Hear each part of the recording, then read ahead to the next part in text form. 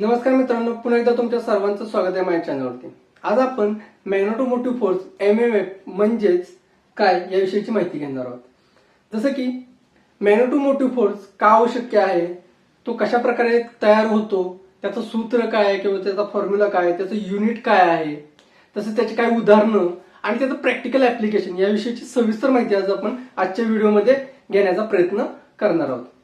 जसं की तुम्हाला माहित असेल की इलेक्ट्रिक सर्किटमध्ये जर करंट फ्लो करण्यासाठी व्होल्टेजची आवश्यकता असते, तशीच मॅग्नेटिक सर्किटमध्ये फ्लक्स निर्माण करण्यासाठी आपल्याला मॅग्नेटोमोटिव्ह फोर्सची आवश्यकता असते। म्हणजेच MMF म्हणजेच काय तर मॅग्नेटिक सर्किटमधील डिरायव्हिंग फोर्स असे आपण म्हणू शकतो।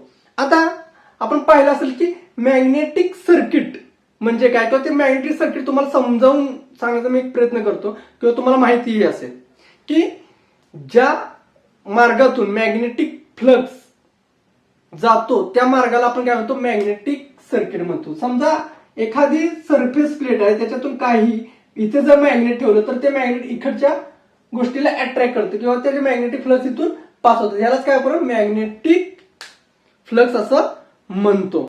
आता उदाहरणं घ्यायची झाली तर कोणती होणार आहेत, तर पहिली गोष्ट काय आहे तर ट्रान्सफॉर्मर कोर। ट्रान्सफॉर्मर कोर मध्ये सुद्धा मॅग्नेटिक फ्लक्स असतं। मोटर कोर्स तिथे आपल्याला मॅग्नेटिक फ्लक्स पाहायला मिळतं, रिले मध्ये पाहायला मिळतं आणि इलेक्ट्रोमॅग्नेट मध्ये सुद्धा आपल्याला पाहायला मिळतं। आता मॅग्नेटिक सर्किट मध्ये काही गोष्टी खूप महत्वाच्या असतात, त्यातील पहिली गोष्ट काय आहे तर मॅग्नेटिक फ्लक्स। मॅग्नेटिक फ्लक्स दुसरी काय आहे तर रिएक्टन्स, दुसरी गोष्ट आहे रिएक्टन्स, तिसरी गोष्ट आहे ती MMF म्हणजेच काय मॅग्नेटोमोटिव्ह फोर्स। आता मॅग्नेटोमोटिव्ह फोर्स म्हणजे काय हा प्रश्न खूप महत्वाचा आहे। तर आता त्याची डेफिनेशन जर घ्यायची झाली तर काय होणार आहे, तर मॅग्नेटिक सर्किटमध्ये फ्लक्स निर्माण करण्यासाठी लागणाऱ्या शक्तीला किंवा त्याच्या ज्या फोर्सला आपण काय म्हणतो, मॅग्नेटोमोटिव्ह फोर्स म्हणतो। सोप्या शब्दात काय MF म्हणजेच काय तर मॅग्नेटिक फ्लक्स वरती चालणारी शक्ती असं साध्या भाषेत आपण सांगू शकतो। आता याच्यानंतर एक गोष्ट खूप महत्वाची आहे, ती लक्षात घेणं गरजेचं आहे की इलेक्ट्रिकल आणि मॅग्नेटिक याच्यातील फरक। आता इलेक्ट्रिकल, आता पहिली गोष्ट काय इलेक्ट्रिक आणि मॅग्नेटिक याच्यामधील फरक खूप महत्वाचा आहे। तर आता इलेक्ट्रिक सर्किट आहे आणि एक मॅग्नेटिक सर्किट आहे। काय आहे तर इथं इलेक्ट्रिक सर्किट आहे आणि इथं मॅग्नेटिक सर्किट आहे।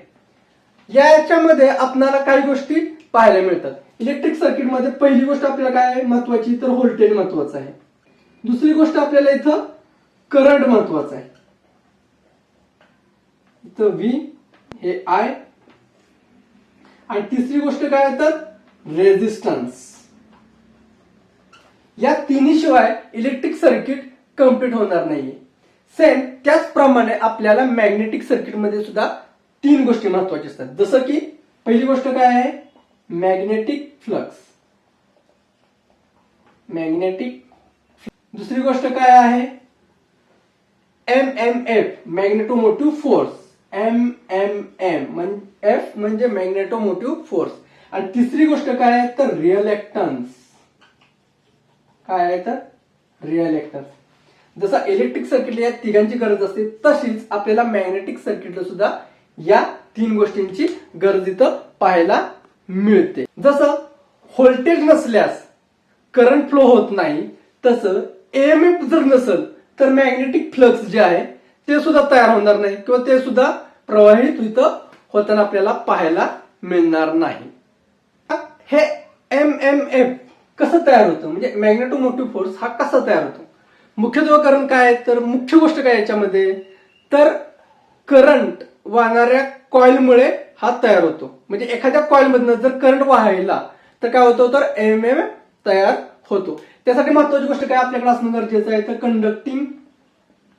कंडक्टिव्ह वायर पाहिजे, कंडक्टिव्ह वायर। दुसरं काय कॉइल असायला हवे, आणि तिसरी गोष्ट काय करंट। आता करंट काय आहे, करंट फ्लो करणं खूप गरजेचं आहे। जेव्हा आपण मॅग्नेटिक फील्ड निर्माण करतो त्यावेळी काय होतं, तर त्या फील्डमुळे काय होतं, तर मॅग्नेटोमोटिव्ह फोर्स तयार होतो.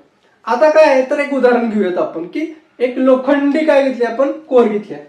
लोखंडी काय घेतले, कोर आहे. एक सर्क्युलर काय आहे, लोखंडी आपल्याकडे कोर आहे आणि त्याच्याभोवती काय केलं आहे आपण, कंडक्टिव्ह वायर आहे. एक कंडक्टिव्ह वायर आहे आणि तिने काय केलंय, आपण असे असे बॉन्ड्स केलेले आहेत. या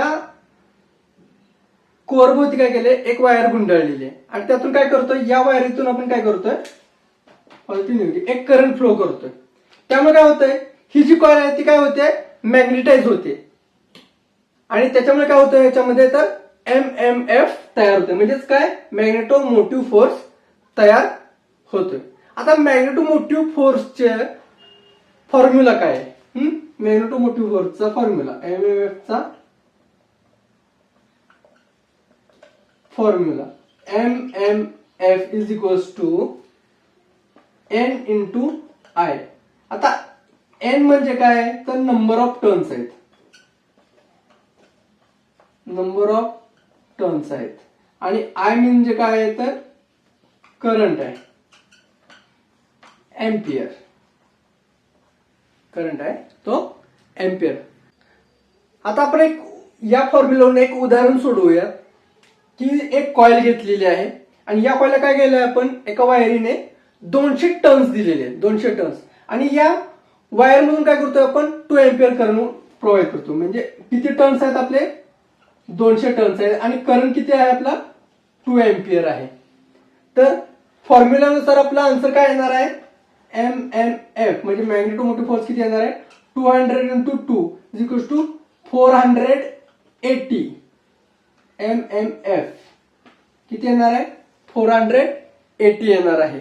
महत्वाची गोष्ट काय आहे याच्यामध्ये, की टर्न्स जर वाढले तर मॅग्नेटोमोटिव्ह फोर्स काय आपला वाढत जाणार आहे. दुसरी गोष्ट काय, तर या वायरी मधून जर आपण करंट जर वाढवला तरी सुद्धा काय होणार, आपला MMF वाढणार आहे. आता या MMF च युनिट काय आहे, जसे की AT म्हणजे काय आहे, AT म्हणजे काय आहे, तर करंट म्हणजे काय, हा एम्पियर आहे आणि टर्न्स काय, टर्न्स हे नंबर मध्ये आहेत, काय नंबर मध्ये. म्हणून याचं युनिट काय होणार आहे, AT. एम्पियरचा A व टर्न्सचे T. अशा प्रकारे इथं युनिट होणार आहे MMF 4080. आता प्रॅक्टिकल मिनिंग सांगायचं झालं तर 1 एम्पियर करंट जर एका टर्न मधून आपण फ्लो केला तर आपला MMF किती येणार आहे, 1T येणार आहे. म्हणजे या वायर मधून आणि याचा एकच टर्न दिला या कोरभोवती आणि 1 एम्पियर करंट फ्लो केला तर याचा MMF किती येणार आहे, 1T येणार आहे. आता आपण जाणून घेणार आहोत की MMF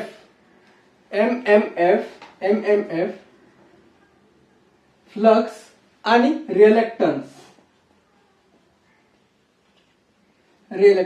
यांच्यामध्ये काय संबंध आहे.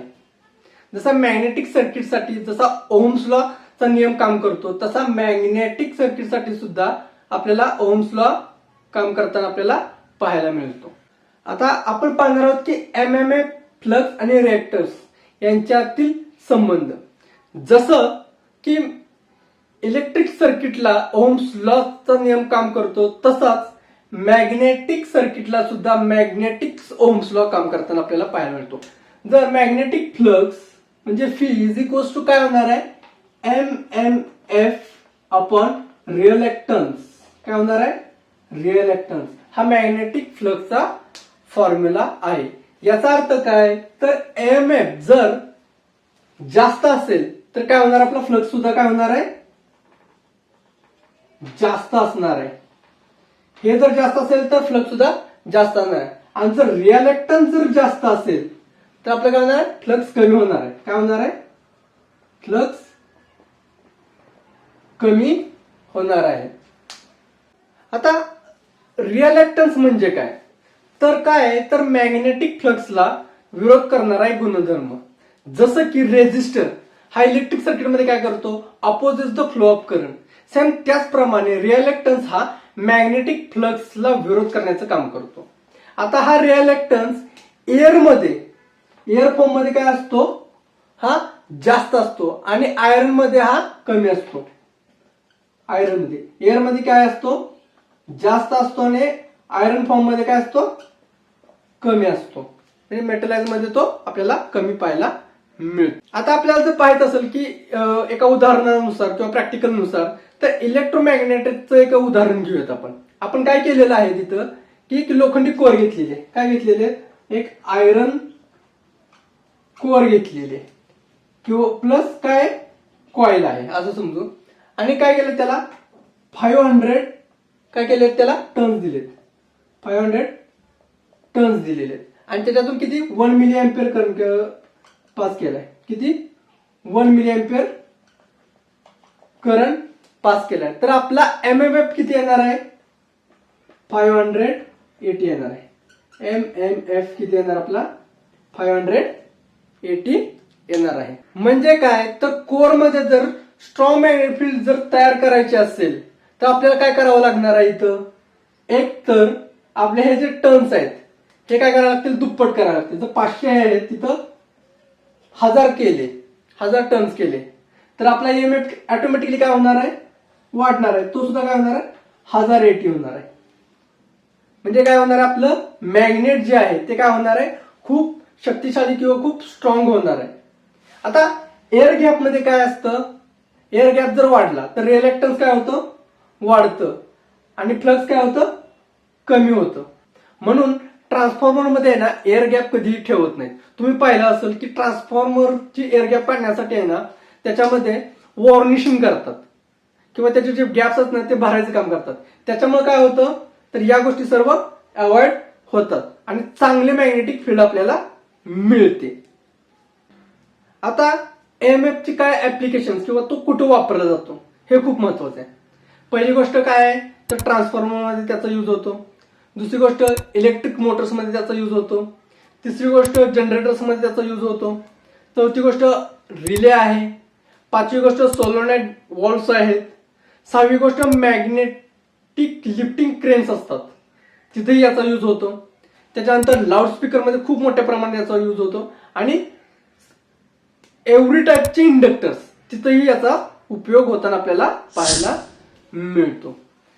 तसंच एक गोष्ट अजून एक तुम्हाला सांगायची आहे की ट्रान्सफॉर्मर मध्ये जर ईएमएफ हा का आवश्यक असतो तर कोर मध्ये जर फ्लक्स तयार करण्यासाठी हा ईएमएफ खूप आवश्यक असतो. मित्रांनो तुम्हाला इंटरव्ह्यू मध्ये काही क्वेश्चन विचारू शकतात त्याच्यावरती तुम्ही एक शॉर्ट आन्सर देऊ शकता त्याच्यावरती. जसं की जर तुम्हाला क्वेश्चन विचारला की मॅग्नेटोमोटिव्ह फोर्स म्हणजे काय, मॅग्नेटिक फ्लक्स निर्माण करण्यासाठी लागणारी शक्ती किंवा लागणारा फोर्स म्हणजे काय, मॅग्नेटोमोटिव्ह फोर्स असं तुम्ही उत्तर देऊ शकता.